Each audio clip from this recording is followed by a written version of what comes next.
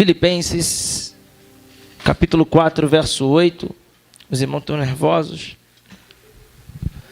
Filipenses 4, 8. Queria que você, por favor, encontrasse esse texto.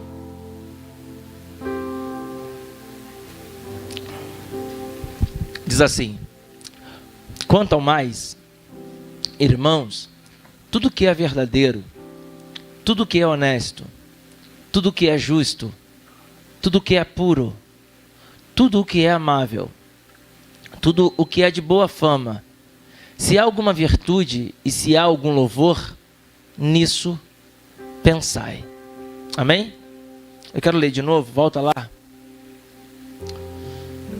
Quanto ao mais, irmãos, tudo que é verdadeiro, tudo que é honesto, tudo que é justo, tudo que é puro, tudo que é amável, tudo que é de boa fama, se há alguma virtude e se há algum louvor, nisso pensai. Saber a ideia que nós temos que ter acerca da festa pela qual nós estamos cultuando é uma dificuldade, não é dificuldade, mas é primordial para que essa festa e esse culto tenha uma razão mais específica e aprofundada, baseadas em fundamentos reais. Quando o Senhor Deus tocou no meu coração o desejo de eu ter que voltar ao Brasil, eu estava na Alemanha e eu estava muito propício em querer morar lá pelas oportunidades que estavam aparecendo para mim, que qualquer pessoa, inclusive eu, achei muito que era de Deus eu ter que ficar lá.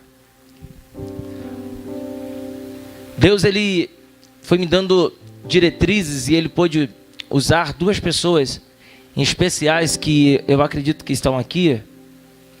Uma é minha mãe. Cadê minha mãe? Missionária Márcia. E a outra é o obreiro Marquinhos, o Mirra. Ele está aí? Está lá fora conversando. Está de escala? Ô, glória. Escala ele todo culto, que ele só está vindo no dia que está escalado. Isso. Aí ele lá, ó, aquele loirinho lá. Amém? Ô, glória. E Deus usou ele, quando eu pensava em não mais retornar ao Brasil, para que aqui pudéssemos fazer uma ordem, uma determinação do Senhor. E aí, quando nós começamos a fazer, a montar a igreja, porque a igreja, na verdade, a igreja não se abre, a igreja nasce. Quando começa a nascer, quando as coisas começam a encaixar, eu comecei a fazer provas de Deus loucas. Loucas assim, ao extremo.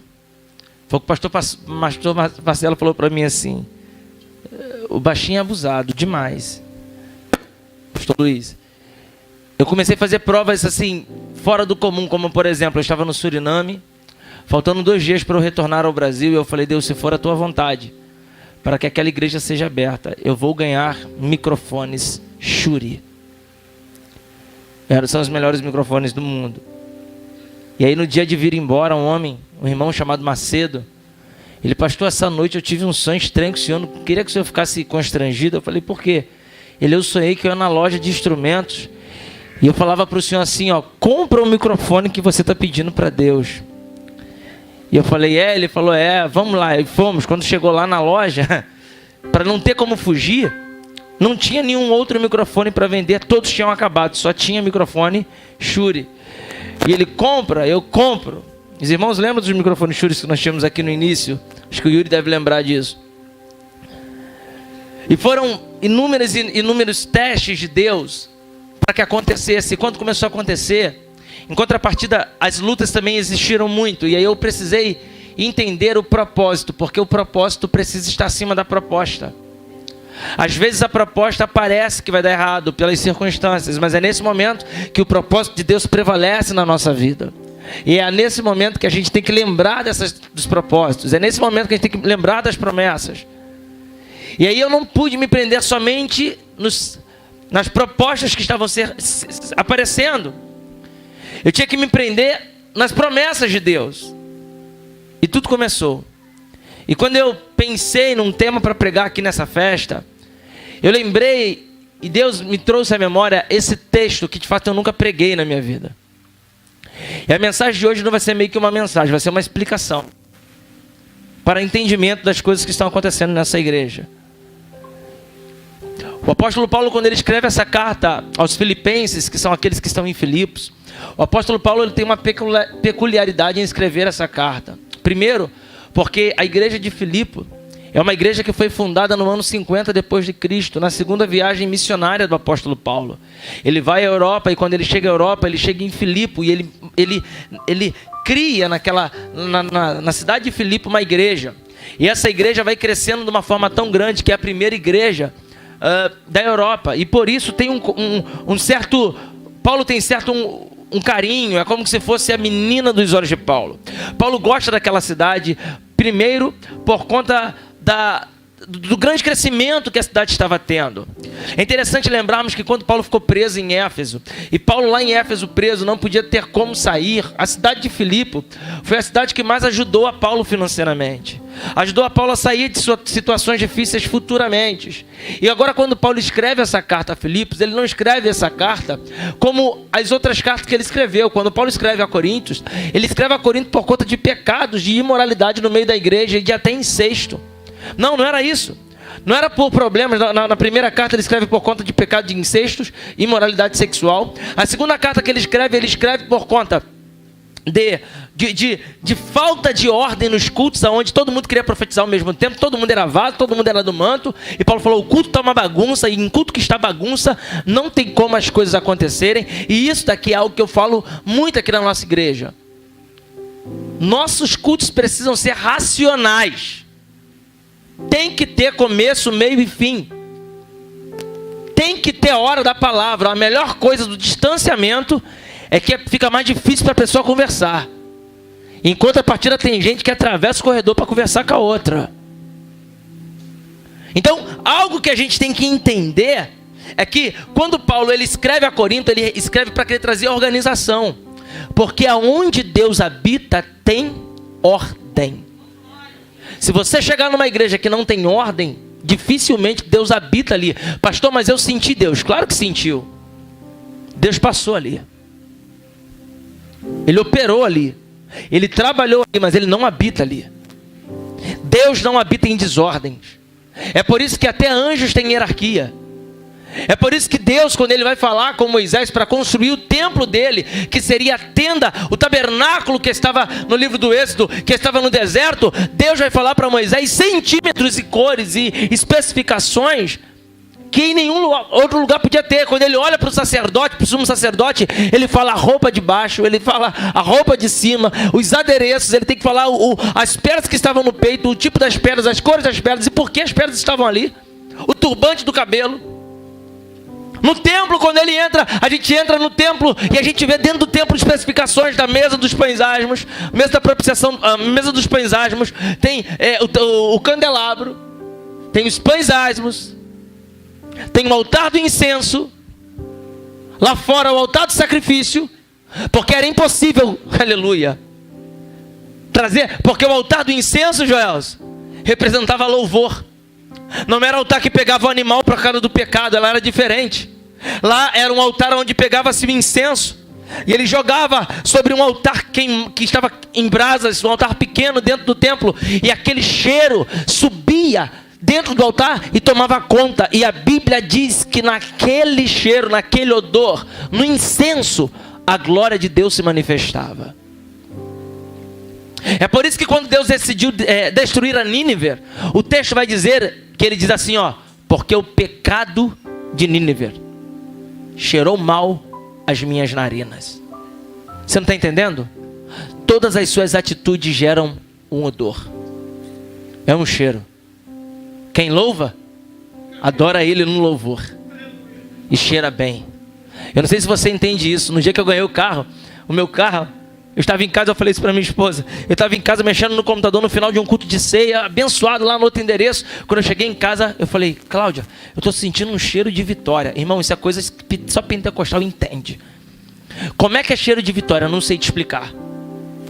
É cheiro parecido com o quê? Não sei.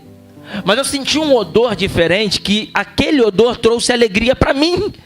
E eu comecei a ficar alegre, eu falei, Cláudia, vai acontecer alguma coisa com a gente, eu não sei o que é. Quando eu estou falando, a Bruna era pequenininha, a Bruna começou a passar mal, vomitando lá dentro do quarto dela.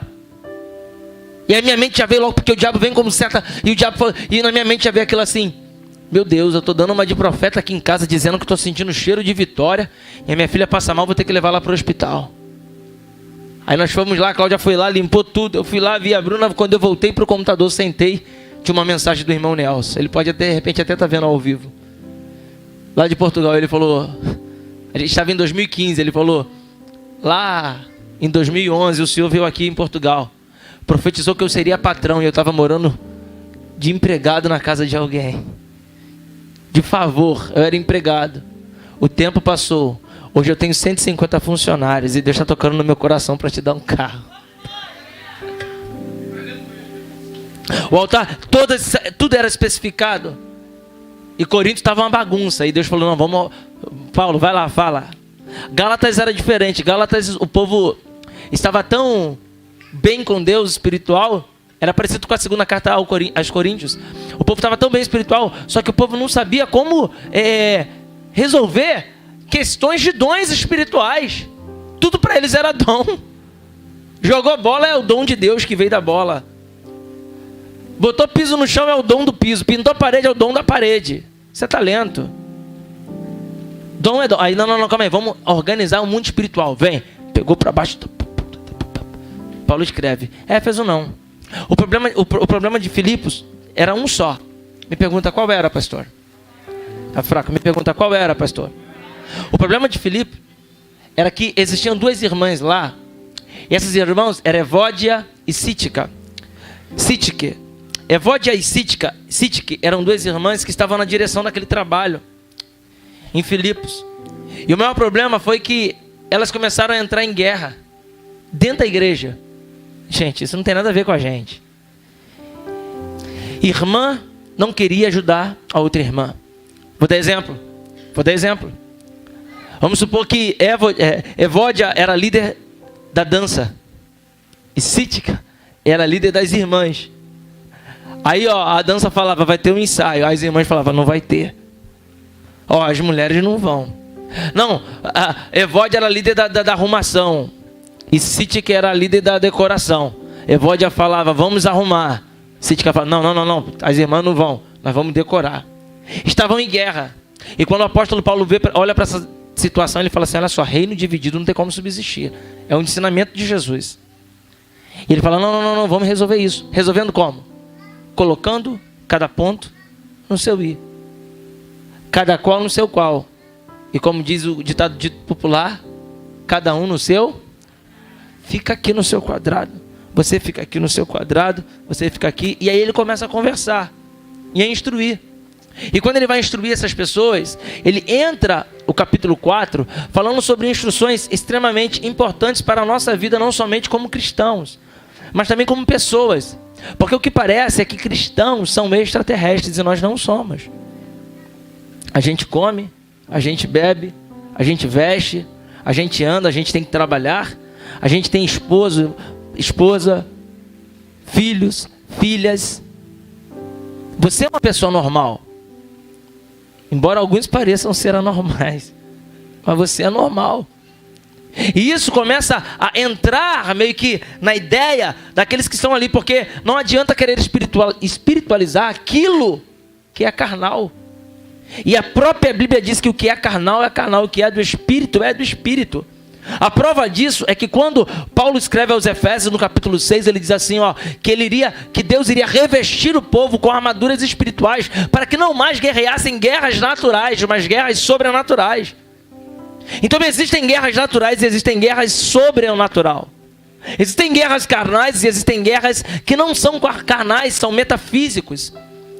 E uma grande verdade que precisa ser pontuada, entendida essa noite, é que nem tudo é espiritual. Tem coisas que fazem parte de uma lógica. Tem coisas que fazem parte de uma razão. Tem coisas que fazem parte daquilo que é palpável. Mas em contrapartida, existe um mundo espiritual muito forte, muito verdadeiro. E para você que não crê muito de repente em coisas espirituais, Platão, ele escreve muito sobre isso. E ele diz que o que nós vivemos em vida nada mais é do que reflexo daquilo que a gente acredita que existe. Então a gente faz acontecer aquilo que a gente acredita. Entendeu? Em outras palavras, eu quero que Platão seja profeta essa noite para dizer para você: você vai viver aquilo que você acreditar. E de repente você não entendeu isso, eu vou melhorar. É necessário acreditar nas coisas para viver. Porque tem um hino que diz que é a fé que faz o herói. É necessário você entender que você, antes de mais ninguém, precisa acreditar. E um dia, quando eu não queria acreditar nos projetos de Deus, Deus me fez acreditar. Acreditar em projetos. Eu preguei, deve ter uns 3 anos na nossa igreja, uma mensagem. E eu fiquei a semana inteira anunciando para os membros da igreja que eu tinha ganhado R$1 milhão. Quem lembra dessa mensagem? E eu falei, eu ganhei R$1 milhão, eu quero pregar essa mensagem aqui domingo. O que eu vou fazer com R$1 milhão? Eu fiquei. E eu falava tão sério, até com a minha esposa em casa, que até ela começou a acreditar que eu tinha ganho R$1 milhão. Pensa, eu fiquei uma semana trabalhando isso na igreja. Pastor, a verdade pode falar. O Cleitinho, pastor, é verdade? Eu falei, varão, não fala para ninguém, é verdade. E ele, caramba, pastor, se o senhor puder, já queria me pedir dinheiro emprestado. É que eu tô com um problema lá em casa na parede que tá com infiltração. Eu falei, calma, varão. Deus me falou isso. Eu estava conversando com uma pessoa, empresária, e ela falou assim, ó, para se abrir uma franquia do McDonald's, agora tá mais caro, mas na época era R$1 milhão. Em média. 1 milhão. Eu falei, em um ano, você pega 1 milhão de volta e coloca mais 1 milhão de lucro no bolso. Eu pensei, Deus, por que eu não posso ter uma franquia? Me dá 1 milhão. E eu comecei a orar. Eu queria ser dono de um McDonald's. Eu abri um McDonald's na Vila Sapê. Macvilla. Imagina, Mac CDD. Mac Curicica. O problema é o que abrir? Eu abri num lugar onde não tinha, irmão. Sério? Botar um espreito promocional. Se fosse na CDD, ia ser Mac Fuzil. Pega. No Partido Alto, Mac Aedes aegypti, porque o que tem de mosquito. Eu tava pensando, não, eu vou abrir aqui. E aí Deus falou, e aí vem um pensamento assim na minha mente. Mas se você tiver R$1 milhão, você pode abrir o McDonald's que vai dar super certo. Mas se você tiver R$1 milhão e abrir uma hamburgueria sua, você pode ser uma rede maior do que o McDonald's. Porque o McDonald's, a história do McDonald's está no Netflix. Os pessoal aí que gosta de Netflix, não gosta de Bíblia, fica vendo muito, vai lá ver a história. Começou com um hambúrguer. Imagina o que é começar com 1 milhão. É muita coisa, não é? Sim ou não? E aí Deus começou a colocar no meu coração e implantar assim: faça algo sobrenatural, não dando continuidade. Você tem poder de abrir as coisas. E aí Deus foi falando comigo, Deus foi falando comigo. E eu falei, então tá bom, Deus, me dá 1 milhão. Aí Deus falou assim, te dei. Eu, como? Te dei. Tem fé? Falei, tenho. Ele falou, o justo vive pela fé. Te dei. Começa a trabalhar. E eu, como que eu vou trabalhar? Aí ele, tá aí a sua igreja. Não te entreguei? Invista tudo que você tem nela. E eu tinha muito dinheiro na época. Uns R$40 assim. Olha para o lado. Estou investindo. Olha para essa pessoa sentada aí. Eu estou investindo. Existe uma questão que é investir em coisas que ninguém nunca esteve capaz de investir. Ajudar pessoas famosas é fácil. Ser amigo de famosos é fácil. Difícil é você ser amigo de quem não é. Estender a mão para quem não é nada, pastor, é muito difícil. Investir em projetos que ainda são falidos. Mas eu quero dizer para você que existe um Deus que está olhando para você e está falando, olha, eu tenho um projeto muito especial na sua vida. E quando Paulo olhou para Filipos, ele está dizendo, a igreja não é grande, mas eu também não vou deixar ninguém destruir essa igreja. Não vai ser quem está dentro. Então a mensagem que Deus tem essa noite para alguém aqui é, se o seu coração está dividido com o coração de alguém, ou você muda a sua concepção, ou Deus te tira desse lugar. Porque reino dividido não pode crescer. Pastor, tem medo de perder? Não. Eu tenho medo de ter um lugar onde o pensamento é dividido. Porque nem o inferno é dividido. Você sabia disso? Porque quando Jesus fala que o reino dividido não subsiste, ele diz exatamente quando ele está expulsando demônios. E aí os fariseus começam a dizendo assim, ó, esse homem expulsa demônios por Beelzebu. Ele fala, reino dividido não subsiste. O que ele estava dizendo é, demônio não expulsa demônio. Você está enganado. Está saindo por quê? Porque não é demônio. E aqui a gente tem que entender que nada. E a gente, às vezes, é levado por um sentimento de engano, às vezes com a melhor das boas intenções, em querer ajudar, em querer fazer o bem, e não perceber. E o diabo tem levado a gente em meios de fofocas, em meios de guerras, em meios de contendas, em meios de disse-me-disse, em meios de grupos de WhatsApp caixa 2, já viu? Tem um grupinho da panela, e a gente começa a comentar assuntos ali, e que daqui a pouco esse comentário já surgiu uma murmuração, já surgiu uma fofoca, e é nesse momento que esse versículo aparece. E o apóstolo Paulo libera isso, e eu quero me basear nisso para falar. Por quê? Porque a grande batalha da vida, ela é ganha onde? No pensamento. Diga, no pensamento. Anota isso para você colocar no status do seu WhatsApp. A grande batalha da vida é ganha no pensamento. Me prova? Na Bíblia? Provo. Lembra Davi? Antes dele matar o gigante, ele falou: eu vou acabar com esse incircunciso. Tu vens a mim com espada e lanças, eu vou a você no nome do...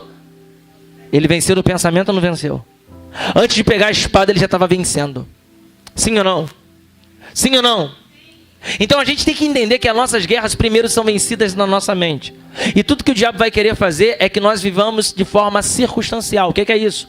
A gente vive de acordo com aquilo que a gente vê, com aquilo que a gente está vivendo, com aquilo que a gente está passando. Mas o grande propósito de Deus para o cristão desse século é viver fora daquilo que se vê, é viver no que se acredita. E o que você acredita? O que você pensa que é? Como você tem lidado com essa situação? E é nesse momento que essa situação, onde as coisas estão de repente tudo indo para o lado errado, é que Deus vai dizer para você: agora que eu vou fazer dar certo.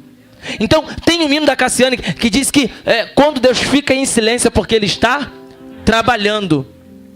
Tem gente que com crítica se frustra. Eu não sei porquê, eu sempre faço de novo. Quanto mais me criticavam, mais eu me preparava para ficar melhor. Mas eu me preparava para vencer, mas eu me preparava, eu queria me superar, não para mostrar para ninguém, mas para mostrar para mim mesmo que eu era capaz, para eu mesmo que eu era capaz. Então hoje nós temos que entender que você precisa vencer as suas guerras primeiro na sua luta. Por quê? Porque no meio da pandemia, no meio dessa crise, foi o momento que essa igreja mais cresceu. E sabe por que essa igreja cresceu? Porque eu não olhei para a circunstância, eu vi para a bolsa de valores todas caindo, eu vi uma instabilidade financeira, política, social e até mesmo de saúde, tudo errado, tudo fechado, tudo parado. E eu falei: Deus, como é que eu vou fazer com essa obra? Deus falou: olha. E eu falei: Deus, um dia eu disse para o Senhor que se a nuvem andasse, aleluia, eu ia andar, a obra ia andar. Deus falou assim: a crise é na terra, não é no céu, e a nuvem está no céu, a nuvem está andando, Maico. E eu falei: então vamos para a obra. O que o apóstolo Paulo está querendo nos ensinar é que nós temos que viver mediante a nossa fé. Diga fé. Diga fé. E aí ele vai dar alguns exemplos. Coloca lá. Aí no verso 4, no final. Coloca no final, que eu quero começar pelo final do verso. Ele diz assim, olha. O que houve? 4:8.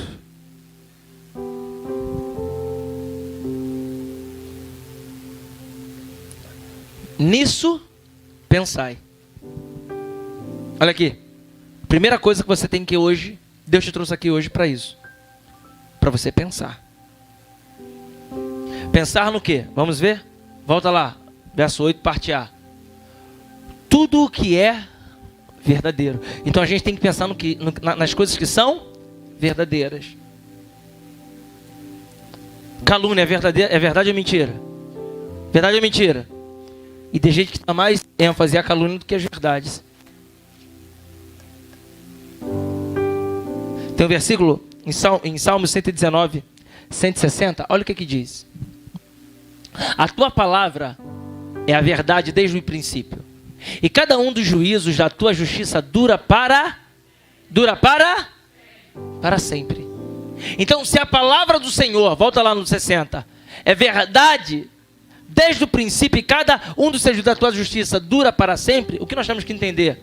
Que a palavra ela é eterna, como a verdade é eterna.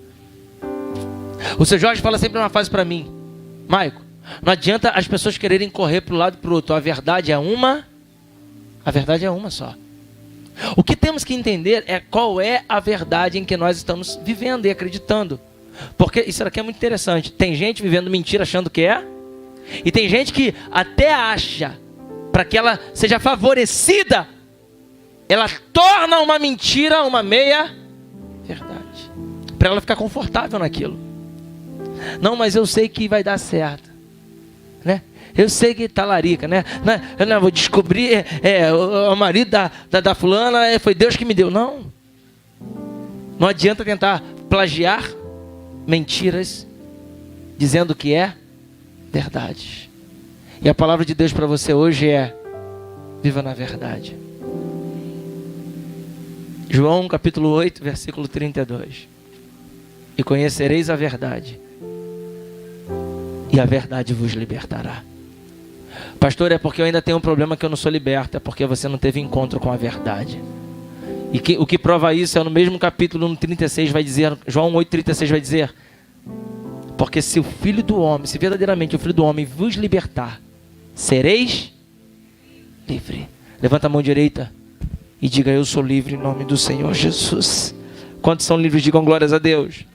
Primeira coisa que nós precisamos ter para vivermos uma excelência do Senhor é viver em verdade, é amar a verdade, é estar na verdade. Segunda coisa, está aí, volta lá, no Filipenses 4:8.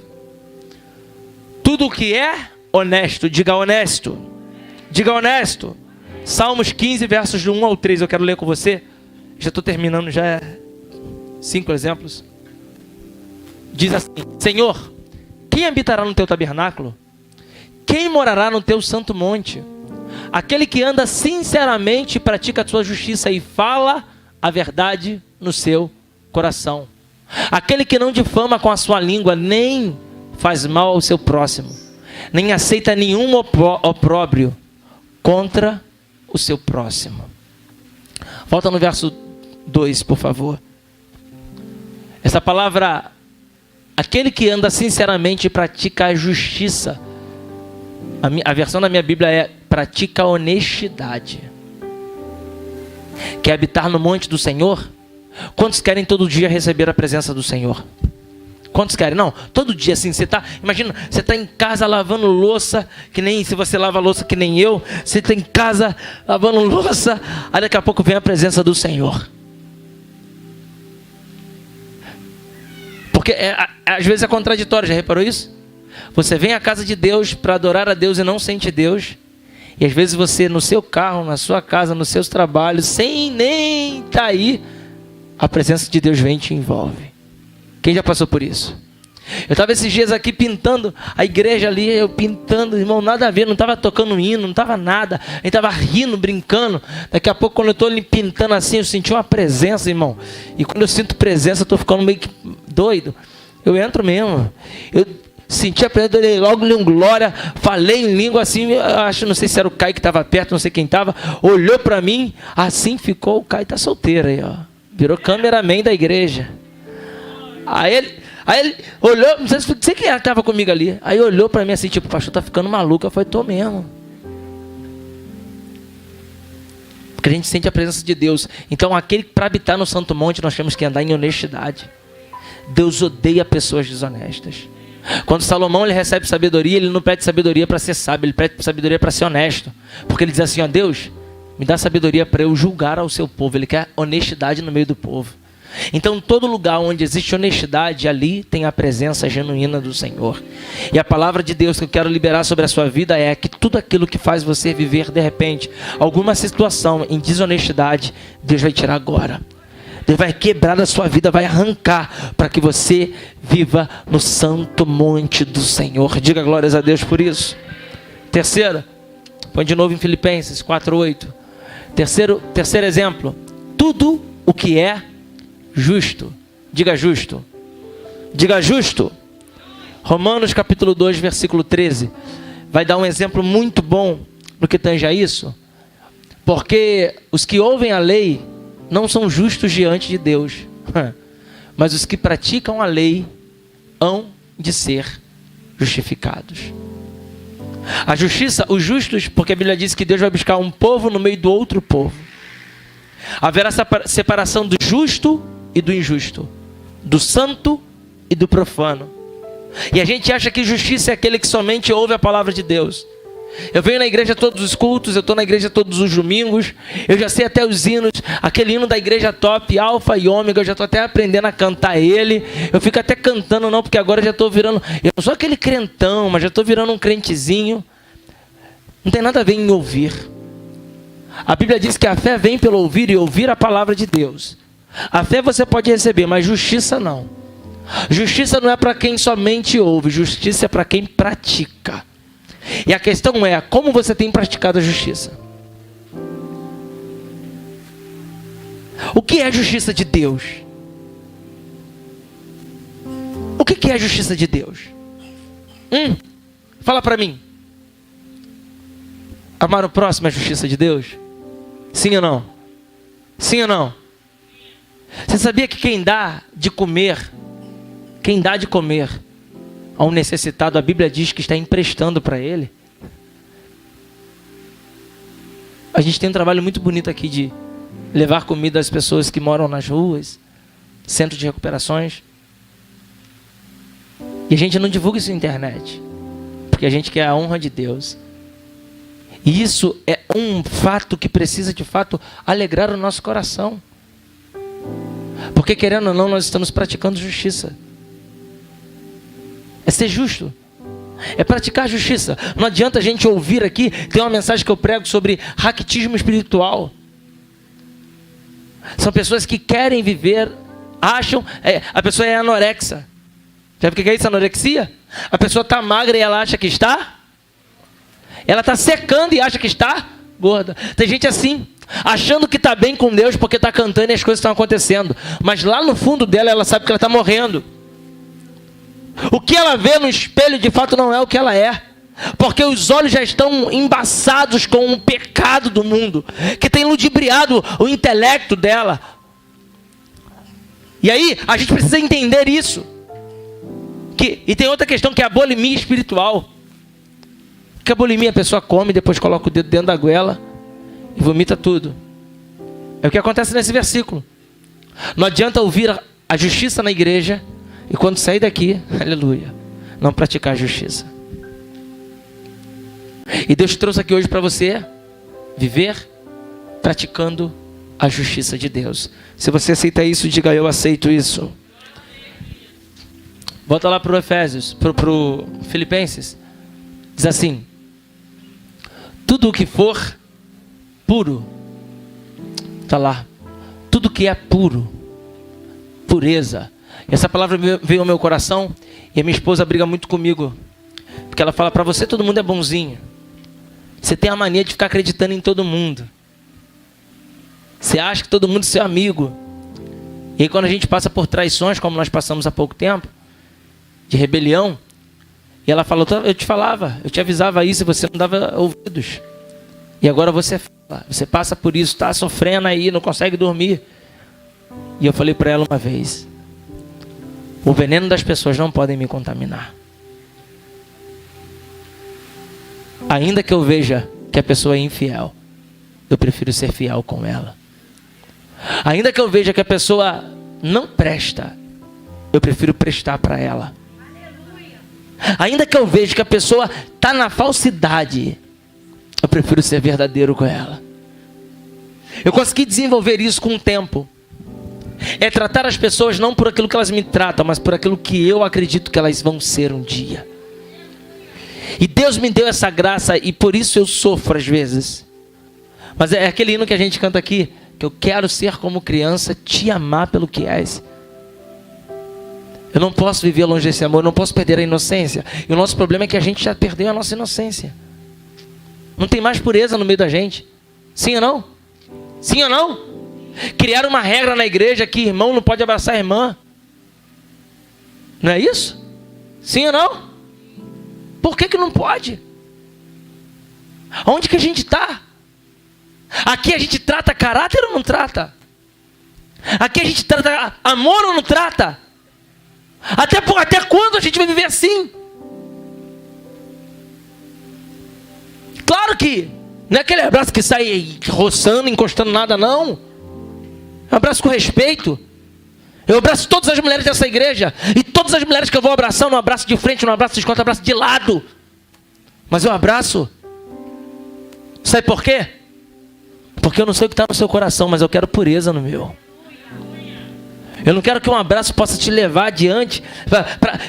A gente não pode deixar que a maldade que está entranhada no mundo contamine as pessoas boas. Eu sei que tem pessoas boas aqui. E a maioria das pessoas que estão aqui são boas. Então, em nome de Jesus, seja puro de coração. Vamos ler isso na Bíblia? Salmo 51, do 9 ao 11. Olha o que vai dizer.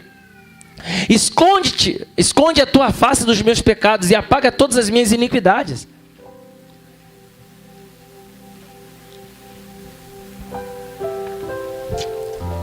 Cria em mim, ó Deus, um coração puro e renova em mim um espírito reto.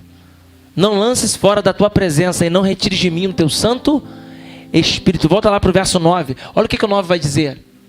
Esconde a tua face dos meus pecados e apaga todas as minhas iniquidades. O que ele está dizendo é: Senhor, ei, traga pureza para mim. Esconde a tua face dos meus pecados. Não veja isso. Eu quero ser puro. Lembra de Isaías, quando ele está diante do trono de Deus, o que ele fala? Quando ele vem em Isaías 6, o trono, ele vai dizer assim: eu sou um homem de lábios impuros e habito no meio de um povo de impuros lábios. Porque quando a gente está diante de Deus, toda a impureza ela é colocada para fora. E hoje eu sei que você está aqui ouvindo essa mensagem, e Deus está fazendo você lembrar das impurezas, das mentiras que você tem vivido, das faltas de justiças, das injustiças. Deus está trazendo à sua mente isso, porque o que Ele quer é o que está lá no verso 8 de Filipenses 4 no final. Traga a memória. Lembra disso? Hoje é um dia de consagrações, de obreiros, onde alguns serão consagrados. E a gente tem perdido essa essência de pureza, de amor, de cuidado, de carinho. Tudo. As pessoas só fazem as coisas se tiver algo em troca. Tudo o que for amável, volta lá. Tudo o que for amável, ou tudo o que era amável. 2 Timóteo capítulo 2, versículo 24, Paulo vai escrever aos Timóteo, dizendo o seguinte: e ao servo do Senhor não convém contender, mas sim ser manso, para com todos apto para ensinar, sofredor. Volta lá. E ao servo do Senhor não convém contender, mas sim ser manso. Em outras palavras, amável. Tem pessoas aqui hoje que não serão consagradas porque não são mansas. Sabia disso? Não tem o Espírito de Deus nela ainda. Porque o Espírito Santo de Deus, ele habita na língua. Só que a língua, quando é falada, é manifestação do Espírito. Quer saber quem tem o Espírito? É só ler em Gálatas. Quem tem mansidão, domínio próprio. Hã? Pastor, não, eu sou crente, sou do mundo, mas se pisar no meu calo, você não tem o Espírito de Deus. Pastor, porque eu não me controlo, você não tem o Espírito de Deus, porque aonde o Espírito Santo de Deus está, existe isso. Então, confirmação de quem tem o Espírito Santo de Deus não é no falar em línguas, é no fechar a boca. É quando alguém te espeta e você, em vez de responder, você fica na sua. Domínio próprio. Olha para a pessoa mais linda e diga assim: domínio próprio. Para eu terminar, boa fama. 2 Coríntios, capítulo 6, verso 8. Coloca lá. Por honra e por desonra, por infama ou por boa fama, como enganadores sendo verdadeiros. Passa para os 9. Como desconhecidos, mas sendo bem conhecidos. Como morrendo, e eis que vivemos. Como castigados, e não mortos. Como contristados, mas sempre alegres. Como pobres, mas enriquecendo a muitos. Como nada tendo, e possuindo tudo. Esse é o pensamento do cristão e do obreiro. Esse é o pensamento para se crescer essa noite. Eu quero fazer uma oração. E a oração de hoje Não é para você falar em línguas. Não é para você arrepiar. Não é para você sentir o aquebrantamento. É somente para você pensar. A última palavra do tema dessa festa é: pensa nisso. Traga a memória. Quando eu estava fazendo essa obra aqui, eu comecei a ter que comprar algumas coisas. A minha mente ficou meio que conturbada e Deus me confrontava. Eu falei isso com algumas pessoas. Eu fui comprar o alumínio entre a parede. Você está vendo que tem um carpete? Entre esse carpete e a parede vai entrar um filete de alumínio. Que só esses filetes de alumínio custaram R$500. E quando eu fui comprar, já estão até aí. Quando eu fui comprar, eu comecei a indagar a Deus. Eu falei: Deus, está difícil de dinheiro. Eu não vou botar, não vou colocar, não vou comprar. E aí Deus falou para mim lá dentro da loja. O presbítero Yuri estava comigo. Deus falou comigo assim, ó, antes dele chegar: você não está falando sobre excelente? O teu pensamento não é esse? Então não deixa na primeira luta, no primeiro embate, na primeira decisão, você parar de pensar sobre excelência. Faça. Eu comprei. Quando eu fui comprar esse piso que a gente está pisando, estava anunciado um piso de um valor, e eu fui comprar um piso quase o dobro do preço. Quando eu cheguei lá, não tinha mais, era diferente. E eu falei: não vou colocar agora. Eu segurava. E Deus falou assim: não é com excelência? Faça. Porque às vezes para a gente viver o querer de Deus é necessário pagar um preço. Você sabia disso? E tem gente querendo viver a vontade de Deus sem pagar preço. A vontade de Deus, irmão, tudo que é um sinal que é a vontade de Deus, vai começar a dar errado. Quer um sinal que é a vontade de Deus? Vão começar a tentar não te motivar a concluir. Quer ter certeza que é de Deus? É que as pessoas que mais tinham que acreditar em você não irão acreditar. Quer saber que é de Deus? Vai vir desânimo, vai vir vontade de parar, vai vir vontade de jogar tudo para o alto, vai ter afronta. Mas eu tenho uma palavra de Deus para você: nada vai poder te separar do propósito e da conclusão dos propósitos de Deus na sua vida. Eu quero dizer para você que ainda esse ano os propósitos de Deus serão realizados na sua história e na sua vida. Tá difícil, tá? Mas Deus está dizendo: eu sou contigo. Deus, mas está além da minha capacidade. Ele está dizendo: não, eu sei que está. Foi por isso que eu te escolhi, porque eu quero fazer na sua vida. Eu aprendi esses dias na pandemia que tem pessoas que Deus tira de perto da gente, sabe para quê? Para que a glória não seja da pessoa, a glória seja de Deus. Você sabia disso? Tem pessoas que eram capazes de te ajudar e Deus fala assim: não vai ficar perto de você. Por quê? Porque quando aconteceu o milagre, todo mundo vai achar: aconteceu por causa de fulano de tal, aconteceu porque a fulana estava lá, aconteceu porque o fulano estava lá. Aí Deus arranca, tira. Sabe por quê? Porque a Bíblia diz que a glória dele ele não divide com ninguém. Então nós temos que entender que a glória que é de Deus, ninguém pode tirar de Deus.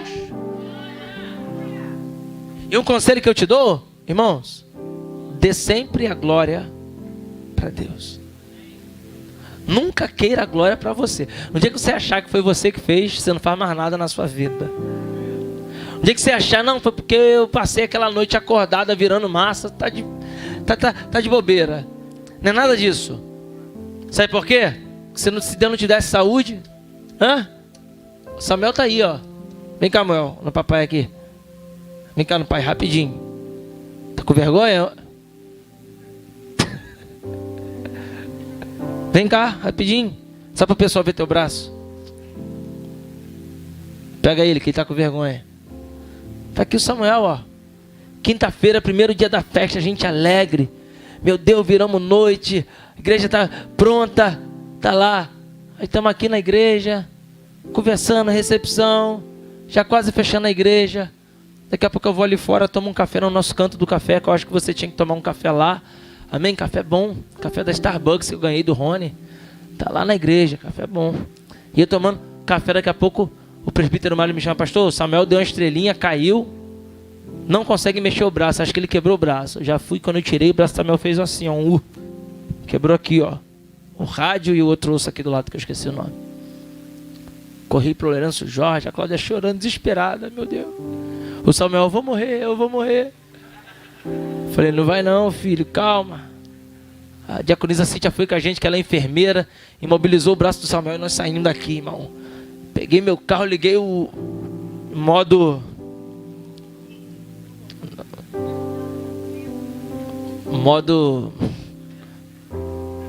Batmóvel.